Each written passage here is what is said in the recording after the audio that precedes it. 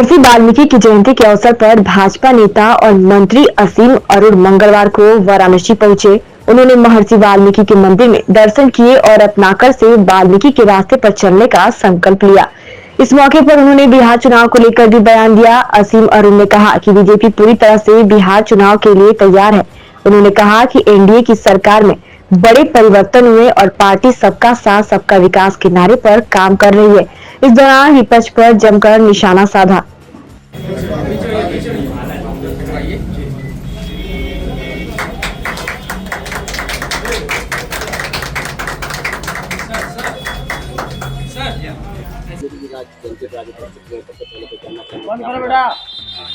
Mic भैया बंद करिएगा जी। आज काशी की धरती पे आने का अपना एक बार सौभाग्य मिला। सो अवसर है, आज महर्षि वाल्मीकि जी की जयंती है और उनके मंदिर के सामने हम सब एकत्रित हैं उनके बताए हुए रास्ते पे चलने का संकल्प लेने के लिए। मैंने स्वयं भी संकल्प लिया और सबसे अनुरोध भी किया कि जैसे उनका परिवर्तन रत्नाकर से वाल्मीकि के रूप में हुआ, कैसे हुआ, केवल सरस्वती माँ की पूजा अर्चना से हुआ, उस रास्ते पे हमको भी चलना चाहिए। आज बीएचयू में टाटा कंसल्टेंसी सर्विसेज द्वारा एक कार्यक्रम आयोजित किया गया है।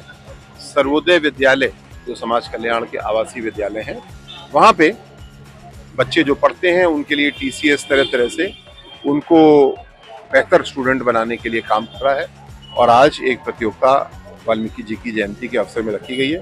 पुनः रत्नाकर से वाल्मीकि के रूप में हमारा परिवर्तन कैसे हो, इसलिए मंत्री जी, बिहार वोटिंग का जो है वो ऐलान हो चुका है, क्या कहना चाहेंगे? इस पर किस तरीके की तैयारी आप लोगों की रहेगी? उत्तर प्रदेश सीएम योगी का चेहरा किस तरीके से काम करेगा? हम लोग स्वागत करते हैं बिहार के चुनाव की घोषणा की। तैयारी हमारी बहुत पहले से शुरू हो चुकी थी, तैयारी पूरी भी है और काशी से उत्तर प्रदेश से लगा हुआ प्रांत हमारा बिहार है। एनडीए की सरकार जब से आई, हमने बड़े परिवर्तन वहाँ पे किए, कानून व्यवस्था को ठीक किया, विकास की राह को तेज किया। आगे और बहुत सारे काम करने हैं जिनके बारे में हमारा संकल्प पत्र बताएगा। चुनाव का हम स्वागत करते हैं और हमें विश्वास है कि एक बड़ी सफलता इस चुनाव में प्राप्त करेंगे। विपक्ष लगातार दलित राजनीति को लेकर के फाटा प्रहार कर रही है, जातिवाद में बांटने की कोशिश कर रही है। विपक्ष की इस लड़ाई को कैसे आप लोग हैंडल कर रहे हैं? कैसे दलित वोट अपने आप को साधेंगे? देखिए, राजनीति दो तरह से लोग करते हैं, एक बंटवारे वाली और एक जोड़ने वाली। बंटवारे वाली राजनीति का सबसे बड़ा उदाहरण है पाकिस्तान, जिन्होंने कहा कि हम भारत के साथ नहीं रह सकते, हमें बंटने की जरूरत है। ठीक है, दुर्भाग्य से बंट गए, लेकिन क्या आज खुश हैं? क्या आज खुशहाल हैं? इसके विपरीत भारत ने बाबा साहब के नेतृत्व में जो संविधान बनाया वो सबको जोड़ने वाला संविधान बनाया। अगर यूपी की राजनीति की बात करें, जो लोग कोई दो तीन जातियों को, धर्म को जोड़ करके सोचते हैं उनका राजनीतिक उल्लू सीधा हो जाएगा, वो गलत सोचते हैं। भारतीय जनता पार्टी सबका साथ सबका विकास के नारे पे चलती है। हम हर एक वर्ग के समर्थन के लिए जाते हैं, हर मोहल्ले में जाते हैं।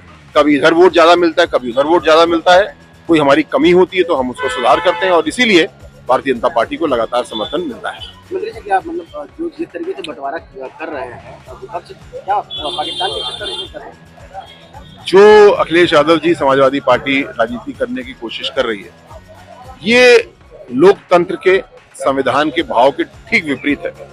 अगर दो तीन जाति धर्म को जोड़ के किसी तरह सरकार बना लें, ऐसी व्यवस्था होनी होती तो बाबा साहब संविधान में ऐसी व्यवस्था हमको दे देते। बाबा साहब ने व्यवस्था दी कि हर वोटर हर कैंडिडेट को वोट देगा, किसी प्रकार की ऐसी कोई बंटवारे वाली बात नहीं होगी।